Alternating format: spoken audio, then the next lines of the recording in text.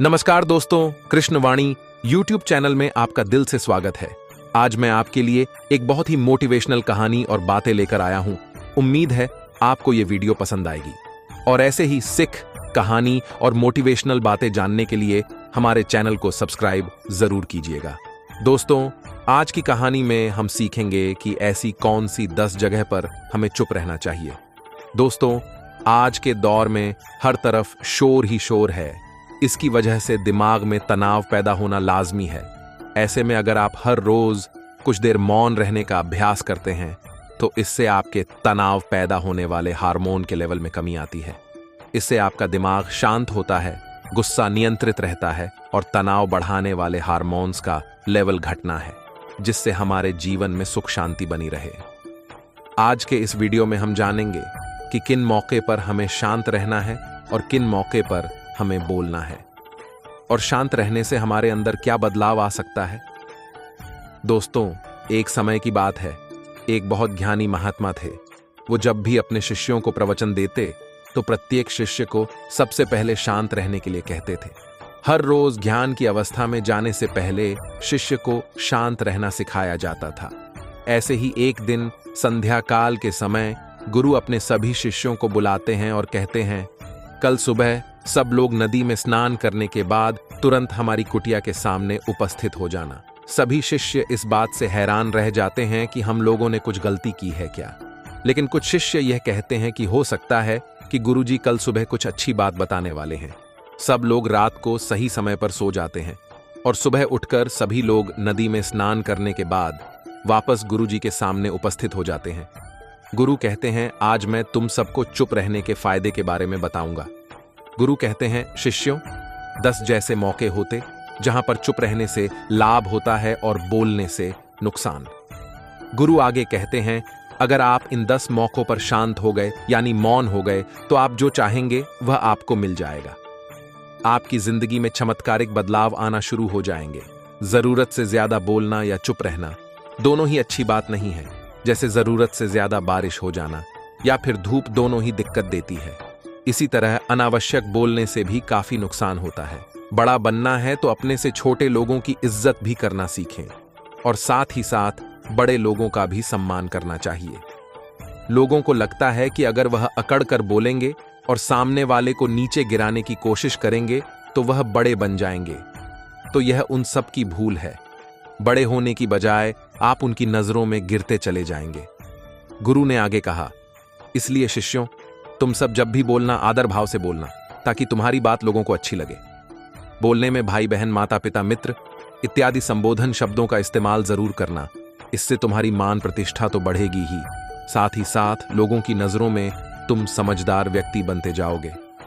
गुरु ने आगे कहा, तीसरा मौका जहां पर व्यक्ति को चुप रहने में ही भलाई है वो है कि जब भी आपके पास क्रोध या घृणा करने वाले लोग हो।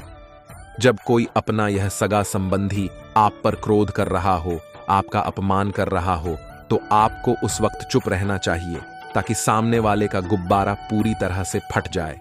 आप यदि सही है तो उसे कतई माफी ना मांगे और चुप रहकर सही समय का इंतजार करें। वह खुद आपसे माफी मांग लेगा जब उसे अपनी गलती का एहसास हो जाएगा। गुरु आगे कहते हैं कि अगर आपका कोई सगा संबंधी आप पर क्रोध कर रहा हो और आपको समय शांत है तो यह आदर्श सम्मान देने की निशानी होती है।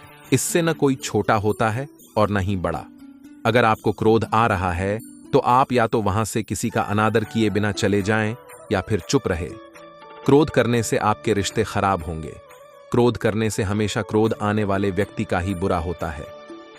गुरु आगे कहते हैं कि एक बार की बात है, एक सांप जंगल से भागते हुए किसी राजा के घर में पहुंच गया। लोगों ने छेड़खान की तो वह बहुत ही गुस्सा हो गया, जिससे घर में जो तलवार पड़ी हुई थी उसी को लपेटकर कसने लगा और धीरे धीरे उसका पूरा शरीर कट गया। उसका गुस्सा उसे खा गया। ठीक उसी प्रकार हमारा गुस्सा भी हमारे शरीर को तलवार की भांति काटता रहता है। गुस्सा ध्यान से खत्म होता है। प्रतिदिन अगर आप ध्यान की मुद्रा में बैठे हैं तो आपका गुस्सा आपके नियंत्रण में रहेगा। गुरु आगे कहते हैं कि या तो यह तरीका है कि आप प्रतिदिन ध्यान का अभ्यास करें। इससे आपके शरीर में जो हार्मोन्स गुस्से को बढ़ावा देते हैं वह सब तुम्हारे नियंत्रण में रहेंगे। जिससे शरीर गुस्से पर आसानी से काबू पा लेगा। लेकिन एक तरीका यह भी है कि जब भी आपको गुस्सा आए तो आप यह समझने का प्रयास करो कि क्या मेरा गुस्सा जायज़ है या नहीं। हमें वहां पर बोलना चाहिए कि नहीं। जब आप खुद इस बात का आकलन लगा पाएंगे तो आपको खुद पता चल जाएगा कि हमें गुस्सा करना चाहिए या नहीं। फिर भी आपको गुस्सा आ रहा है तो आप वहां से हटने का प्रयास करें, वहां से दूर चले जाएं। धीरे धीरे समय के साथ आपका दिमाग शांत हो जाएगा। गुरु ने कहा, चौथा, ऐसा मौका जहां पर इंसान को बहुत ही समझदारी के साथ काम लेना चाहिए, वहां पर आपको चुप रहना ही चाहिए। जहां पर उस मुद्दे से आपका कोई संबंध ना हो। अगर आपका किसी मुद्दे से कोई संबंध ना हो तो वहां आपका चुप रहना बनता है। बिना किसी वजह अगर आप दूसरे के मुद्दे पर बोलेंगे तो यह आपके लिए अनिष्ट कार्य होगा। इसमें केवल और केवल आपका ही नुकसान है। जब भी आप किसी भी दो लोगों के बीच हो रहे विवाद में जल्दी अपनी टांग न डालें। अगर सामने वाला आपको बुला रहा है अपना झगड़ा शांत करवाने के लिए, तो ही आप वहां पर जाएं। किसी के व्यक्तिगत जिंदगी में दखल अंदाजी नहीं देनी चाहिए। जब तक कि वह व्यक्ति आपको नहीं बुलाता है अपने झगड़े को शांत करवाने के लिए, कुछ लोग फालतू में दूसरे के विवाद में कूद पड़ते हैं। इससे उनके मान सम्मान मर्यादा पर लोग उंगली उठाने लगते हैं। गुरु कहते हैं कि इन 10 मौकों में 5वां ऐसा मौका जहां पर व्यक्ति को बहुत ही समझदारी के साथ चुप रहना चाहिए। आपके शब्दों से किसी मित्र को हानि न पहुंचे। अगर आपके शब्द सामने वाले के परिवार या मित्रों की प्रतिष्ठा के बारे में पूरी झलक दिखा रहे हैं तो आपको चुप रहना चाहिए। किसी के परिवार या फिर मित्र के बारे में बुरा बोलने से केवल आप ही बुरे बनेंगे। जो चीज आसानी से खत्म की जा सकती है उसे अपने शब्दों से बड़ा ना करें। बिना चिल्लाए बात करने का प्रयास करते रहना चाहिए। अगर आप बिना चिल्लाए कोई बात नहीं कह सकते तो आपकी चुप रहने में ही भलाई है। किसी पर चिल्लाने से आपके व्यवहार के बारे में पता चलता है। ज्यादा बोलने से चीज हमेशा खराबी होती है। कई बार कुछ रिश्ते से ज्यादा तेज बोलने की वजह से टूट जाते हैं। इसलिए अपनी आवाज में मीठापन लाए। आपके शब्दों से आपके दोस्त को हानि नहीं पहुंचनी चाहिए। कभी कभी दोस्तों के जब हम मजाक उड़ाते हैं तो याद रहे कि आपके शब्दों से किसी का अनादर न हो। मजाक को भी हमेशा शब्दों के मायने में ही रखें। जहां किसी को शब्दों से चोट लगे वहां चुप हो जाए। ज्यादा बोलने से हमेशा नुकसान ही होता है। किसी और की प्रतिष्ठा को अपने शब्दों के माध्यम से उसे हानि नहीं पहुंचानी चाहिए। यदि आपके शब्दों से किसी और की प्रतिष्ठा को ठेस पहुंच रही है तो वहां आपको चुप हो जाना चाहिए। जब कोई व्यक्ति आपके सामने नहीं है तो आप उस व्यक्ति के बारे में बुरे शब्द किसी तीसरे व्यक्ति के सामने ना बोले। गुरु कहते हैं, छठा मौका जहां पर व्यक्ति को चुप रहना चाहिए, जब कोई किसी की बुराई कर रहा हो। जब कोई आदमी आपके सामने किसी तीसरे आदमी की बुराई कर रहा हो तब तुम्हें चुप रहकर सिर्फ सुनना चाहिए और अपनी राय व्यक्त नहीं करनी चाहिए। क्योंकि जो व्यक्ति आज दूसरे की बुराई कर रहा है वह कल किसी के सामने आपकी भी बुराई कर सकता है। अगर आपने कुछ कहा है, अपने मुंह से नीति शास्त्र द्वारा जो व्यक्ति चुप रहता है वही बुद्धिमान व्यक्ति है। बिना बात के बोलना, किसी दूसरे के मामले में बोलना गलत बात है। हमारी इसी में बुद्धिमानी होती है कि ऐसी जगह पर नहीं बोलना चाहिए। फिर गुरु 7वें मौके के बारे में बताते हुए कहते हैं, आपको उस समय चुप रहना चाहिए जब कोई व्यक्ति आपकी भावना को नहीं समझ रहा हो। यदि आपको लग रहा है कि कोई व्यक्ति आपकी भावना या दुख को शब्दों के द्वारा नहीं समझ रहा है या समझने का प्रयास ही नहीं कर रहा है तो ऐसे व्यक्ति के सामने चुप ही रहे। क्योंकि ऐसे लोगों को आपके दुख या भावनाओं से कोई मतलब नहीं होता है। ऐसे लोगों को अपना राज बात कर बाद में पछताएंगे ही। इसीलिए हर किसी को अपने मन की बात नहीं बतानी चाहिए। अगर आपको लग रहा है कि सामने वाला आपकी भावनाओं को नहीं समझ पा रहा है तो वहां पर चुप ही रहे। फिर गुरु कहते हैं, 8वां मौका जहां आपको चुप रहना चाहिए, जब कोई व्यक्ति अपना दुख व्यक्त कर रहा हो। क्योंकि जब कोई व्यक्ति अपना दुख आपसे व्यक्त कर रहा है तो इसका मतलब वह आपको अपना समझ रहा है। ऐसे में सिर्फ उसके दुख को सुने। उसके दुख या समस्या को किसी दूसरे व्यक्ति को ना बताएं। वह इसलिए नहीं बता रहा है कि उसके समस्याओं का समाधान हो जाए, क्योंकि कई बार दुख बांटने से कम हो जाता है। वह आपको अपना दुख इसलिए बता रहा है क्योंकि उसको लग रहा है कि आप उसके दुखों को समझ पा रहे होंगे।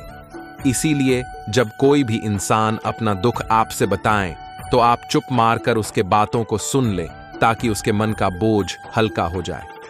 फिर गुरु 9वां मौका बताते हुए कहते हैं, जहां पर दुष्ट प्रकृति के लोग रह रहे हो या गाली गलौज कर रहे हो तो वहां पर न जाए। ऐसी जगह से चुपचाप चले जाएं, वहां पर अपनी कोई प्रतिक्रिया न दें, क्योंकि जिनकी जुबान खराब होती है या दुष्ट प्रकृति के होते हैं, ऐसे समय में आप उनको नहीं समझा सकते। जब उनका दिमाग पूरी तरह से शांत हो जाए तभी वह आपकी बात को समझेंगे। इसीलिए जहां पर दुष्ट लोग आपकी बात को नहीं समझ रहे हैं तो वहां पर बिना कुछ बोले वहां से चले जाएं। गुरु कहते हैं 10वां मौका, जहां आपको शांत हो जाना चाहिए।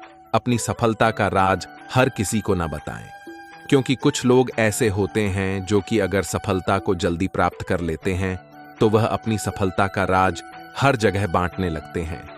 ऐसे में क्या होता है कि कई लोग आपकी सफलता से खुश नहीं होते हैं और वह आपसे जलने लगते हैं, पर उनकी नकारात्मक ऊर्जा आपको प्रभावित कर सकती है। इसीलिए जब आप सफल होंगे तो सभी को पता चल जाएगा कि आप सफल हो गए हैं। ढिंढोरा पीटने से आपका ही नुकसान होगा।